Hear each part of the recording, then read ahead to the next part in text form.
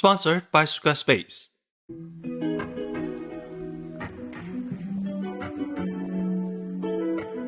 There are a lot of conspiracies surrounding the recent Chinese box office records. Some say the government inflates ticket sales, others blame shady marketing tactics, and a few whisper about money laundering. Now, I'm not saying dirty tricks aren't real, but in my opinion, none of them are as powerful as the biggest shadow you could bob them all, Chinese moms. And that. It might sound like a joke, but I'm dead serious. Just as Nintendo turned your grandma into a gamer with the Wii, the Chinese film industry is now growing by hack-maxing. It's hard to explain in abstract, so let's head right in. Let me present my conspiracy theory about the cinema of the mommy economy.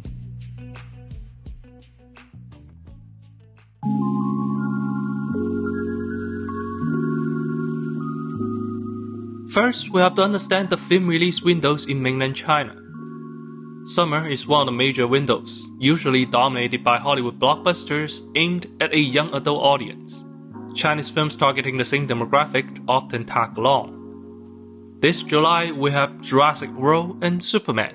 Tagging along is Curious Tales of a Temple, an animated horror fantasy film from Light Chaser Studio.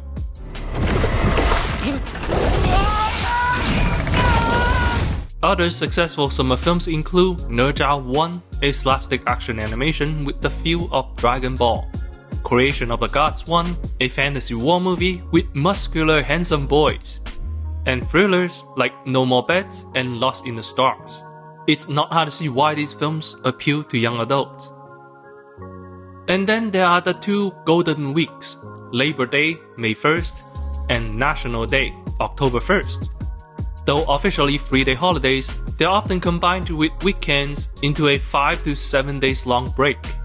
People often travel during these 2 weeks, making them only minor release windows. Good, but not ideal. This year's Labor Day lineup was pretty lackluster. Trapped was arguably the only film worth a damn, but its box office performance isn't spectacular. National Day tends to be a showcase for patriotic films like The Captain, My People, My Country, and The Battle at Lake Changjin. And then there's the biggest window of all, Lunar New Year. In these 8 to 9 days, students, migrant workers, and everyone else journey hundreds or even thousands of miles to go home and spend time with their family.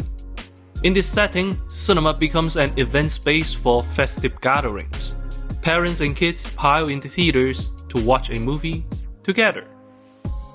That's why Chinese New Year is the ideal window to release family-friendly movies. This includes comedies like Detective Chinatown 3 and children's films like Boonie Bears Time Twist. But it also includes major star vehicles, major director projects, and also large-budget VFX films. These films are more palatable to a wider range of audience, in particular older generations who only recognize names like Jackie Chan. Often, this is the only time they go to cinema, as they overwhelmingly prefer TV dramas. The expanded audience base, combined with Hollywood's absence in February, means domestic New Year releases can be very successful. Indeed, here is the top 50 highest grossing films in China, and it is dominated by New Year releases. This is why I brought up the Wii. Much like how Nintendo convinced non-gamer to play video games, the Chinese film industry is creating movies that attracts non-film goers.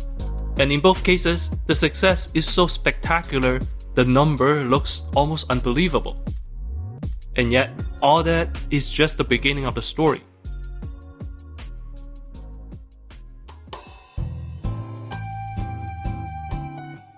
If you like to expand your audience, you need to step away from social media and make a website with Squarespace. Why a website? Because unlike social media, your website is not limited by predetermined formats. A website has no word count restrictions and no image size limits. It can be visited by anyone anywhere with no need for an account. So then, why Squarespace? Because with Squarespace, you can make a professional looking website without the need for training.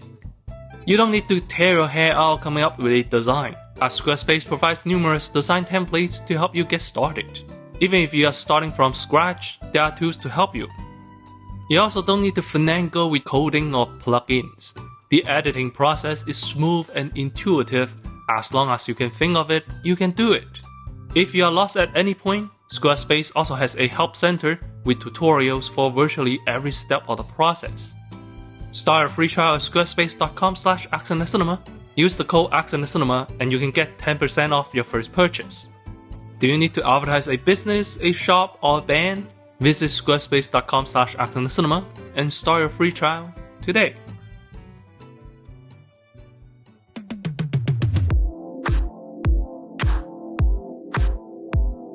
Now we enter speculation territory. In 2017, a little film called Wolf Warrior 2 briefly went viral. In this action war movie, a disgraced Chinese Spec Ops soldier finds himself caught in an armed rebellion in an unnamed African nation.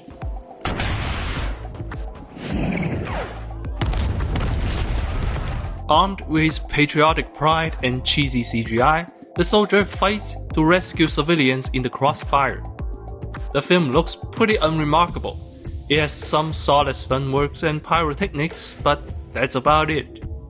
Among the sea of action films, it's hard to imagine this being the 7th highest grossing films of the year, and the first non-Hollywood film to break into all-time top 100.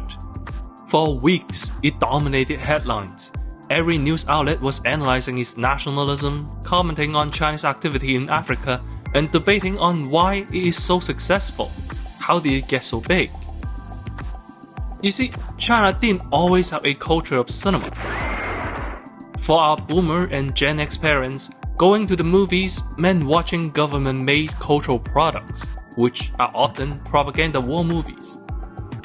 They were special events where people participate together. That means our parents, especially dads, have a strong nostalgia for war films. Enter the 90s, economic reform had opened China's door to Hollywood. By then, Chinese war films were far less common, so our parents turned to American war epics. I'm talking about Rambo 3 or Top Gun, American propaganda war movies. Our dads liked their patriotism regardless of country. There is a catch in all of this, however. In our parents' eyes, movie theaters were cultural centers, not for casual hangouts. So, the primary way our parents experience these American films is home media. I mean, it's not like there's anything for them in theaters. What are they supposed to watch? The Avengers? This is where Wolf Warrior 2 came in. As an older Gen X, director Wu Jing channeled the American film aesthetic into his own picture. He made a movie he wanted to see, and millions of Chinese parents share his vision. It's patriotic like old war movies. It's bombastic like the American films. It tickles their nostalgia in just the right way. Upon release, this film stood out amid other young adult summer movies, including romance film Once Upon a Time, idol movie Guilty of Mind, and Hong Kong action movie Paradox. Wolf Warrior 2 is the only movie our fathers feel comfortable seeing with us. And that unlocked a whole new untapped market. Suddenly, a single movie ticket became a family worth of box office revenue. And so begins the cinematic uprising.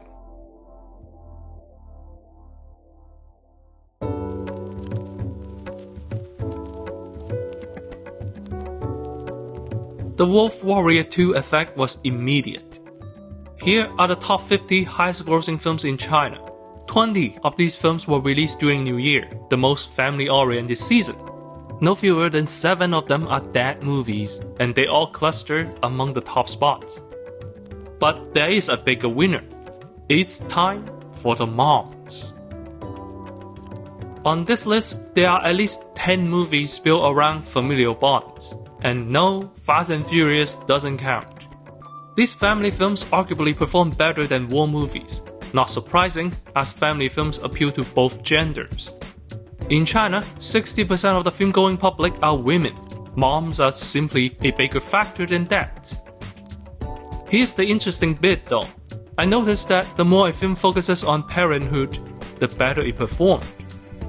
哪吒 1 and 2 explored unconditional parental love, even when the child is a literal demon spawn. Hi Mom tells the story of a time-traveling daughter befriending her mom in her youth. The Wandering Earth features a father who sacrifices his connection with his children to ensure their survival in the future. All 4 movies have themes of parental sacrifices. Hi Mom, in particular, has a tearjerker plot twist. Seriously, you need to watch Hi Mom. It's free on YouTube with English subtitles, and it will emotionally f*** you up. Anyway, in comparison, Detective Chinatown 1900, YOLO, and Article 20 features parents only in supporting roles. Their diminished importance reflects in diminished box office returns. But that's not all. The top 3 family films have a stronger focus on moms, while the next 3 films focus exclusively on dads. In other words, mommy movies do better in theaters. Just like how people brought their father to see Wolf Warrior 2, I suspect many millennials also brought their parents to see these family films. A part of it, I think, was driven by the homesickness born from years of COVID lockdown. Hi Mom came out during the pandemic and became one of the most beloved films of the year thanks to that longing. Since then, going to the theaters with parents may have become a family tradition for many, resulting in subsequent successes. Meanwhile, millennials are now parents themselves and may be eager to bring their children to theaters with them. I previously talked about how Ne Zha has this connection with Chinese pop culture, but in truth, I think Ne Zha is successful for a simpler reason. Ne Zha 1 is like Dragon Ball, and Ne Zha 2 is Dragon Ball Z, their appeal to the millennial nostalgia. Combine that with some comedy and familial love, and you have a movie that appeals to the moms, the husbands, the children, and all the grandparents. Going to see a movie became a multi-generational event. I think that is why Chinese films are blowing up so suddenly.